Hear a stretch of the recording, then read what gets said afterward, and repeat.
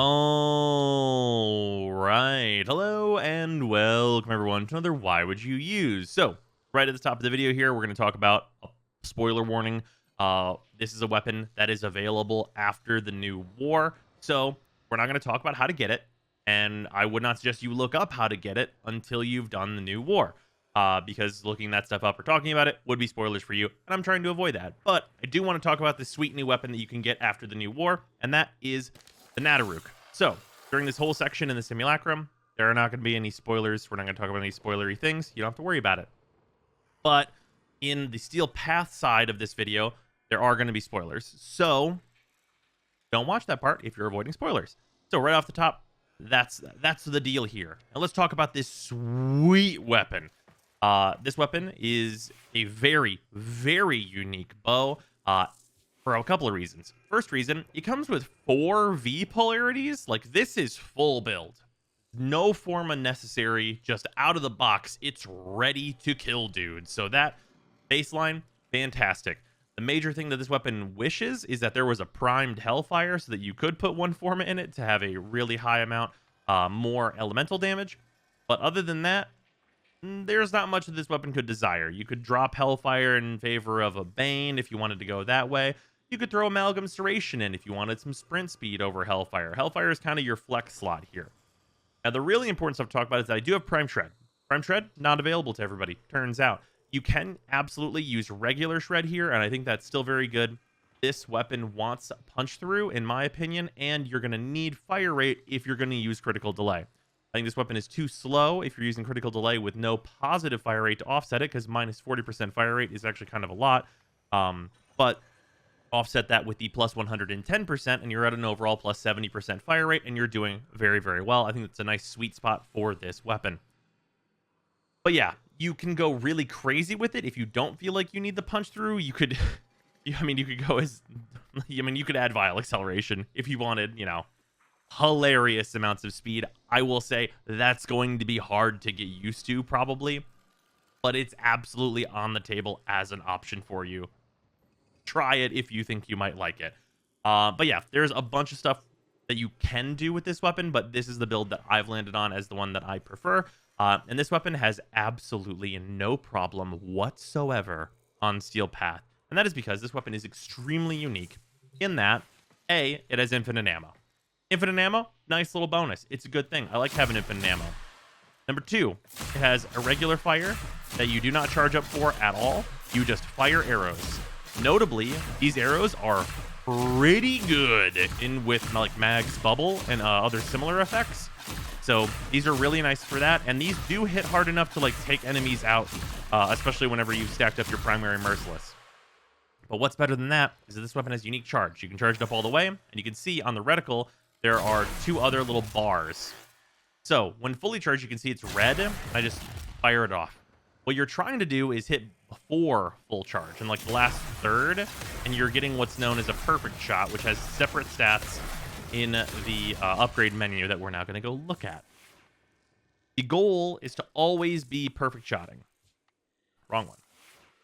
The goal is to always be perfect shotting, because on your primary fire you have like all of these things for quick shot, and these are like good 60% crit chance, 4.0 multiplier, like good amounts of status, all that good business. And then just charge shots, period, 150% critical chance, 4.8 multiplier, 110% status, and obviously way more damage. But perfect shots get an additional 30% crit chance on top of that, another 0.5x crit multiplier, and they stay at the same status. But this damage increase from, flipping a coin on your second crit to almost always getting your second crit is pretty major, and the 0.5x crit multiplier cannot be understated because we're critting twice, almost always. Not to mention the multi-shot. So this is pretty massive to be getting these perfect shots. And this weapon has infinite enemy punch through. Also, it might look like an explosion, but I assure you, this weapon is not an explosive bow. It is not like the Brahma at all. This weapon fires a log. So it does not go to a point and explode. It is a very wide, thick, girthy, if you will, projectile that will fill an entire hallway and kill everyone inside of it. So whenever you are firing this weapon, you are encouraged to fire through a bunch of dudes down a hallway to kill as many guys as possible. This works out very, very well in a number of different tile sets, and allows you to kill many, many mans at a time. So we are going to just throw on invincibility here because some stack scal, and we will just show this off real quick. I'm down a crewman, but that's not going to matter.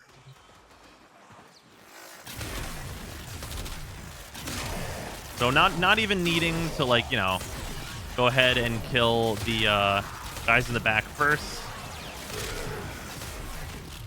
It's, I mean, yeah. It's pretty gross. It's really good. It turns out firing trees at your opponents, very solid. And this is maybe like the least advantageous terrain to be using this weapon in, because you want tight hallways to fire this thing down. But even whenever you've got a bunch of enemies around, like, the damage is just high enough, like, given hunter munitions and everything else, that it's just gonna kill everybody. One way or another, they're all gonna die. And it's very, very potent. But yeah, that's what's going on with the NATARUK. Yeah, post New War, probably a weapon you're gonna want to check out. Probably a thing that you should look into. Now, we're gonna jump into Steel Path. I'm gonna be using Nezha. Also, I'm gonna be using a much darker energy color, so it's not gonna, you know, fill the screen with like all the bloominess that we're getting from this color setup. But yeah, hopefully you guys enjoy the Steel Path gameplay, and reminder again that there will be spoilers during that, so don't watch that if you're avoiding spoilers. Bye.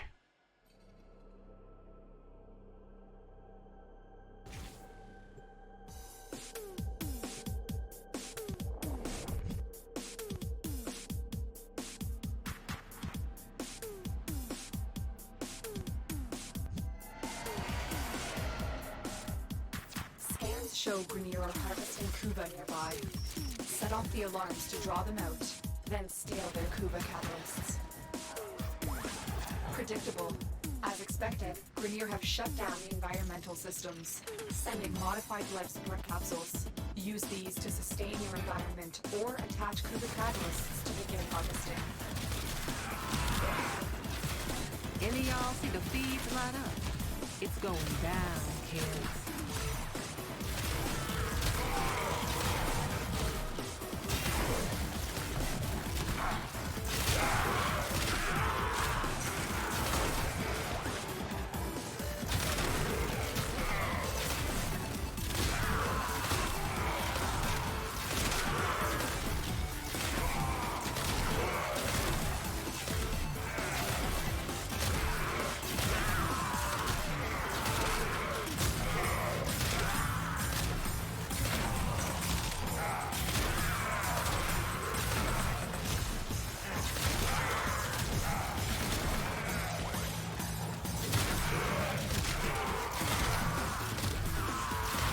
Life support on the way.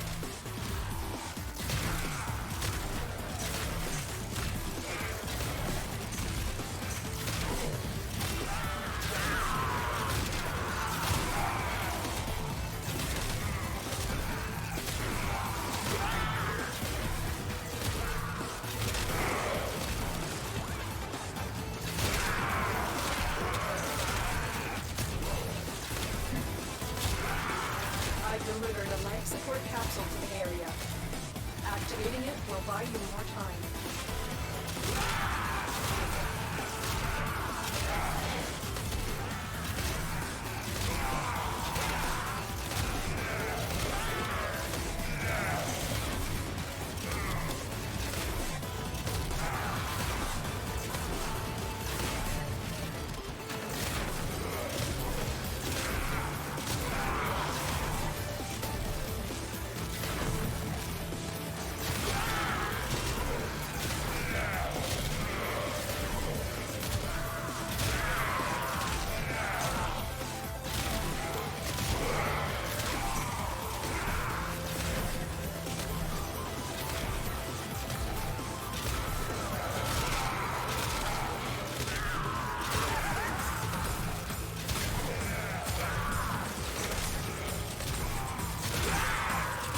Support incoming.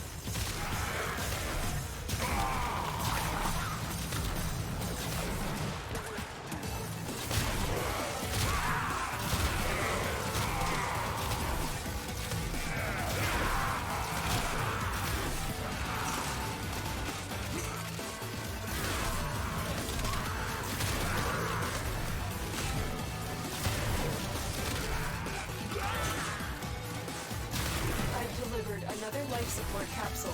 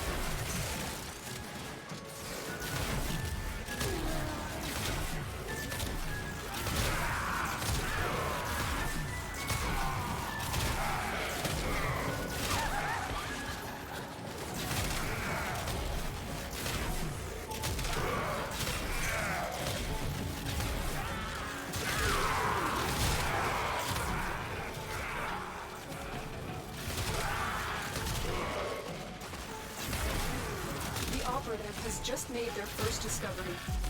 Keep up the good work. When you are ready, go to extraction.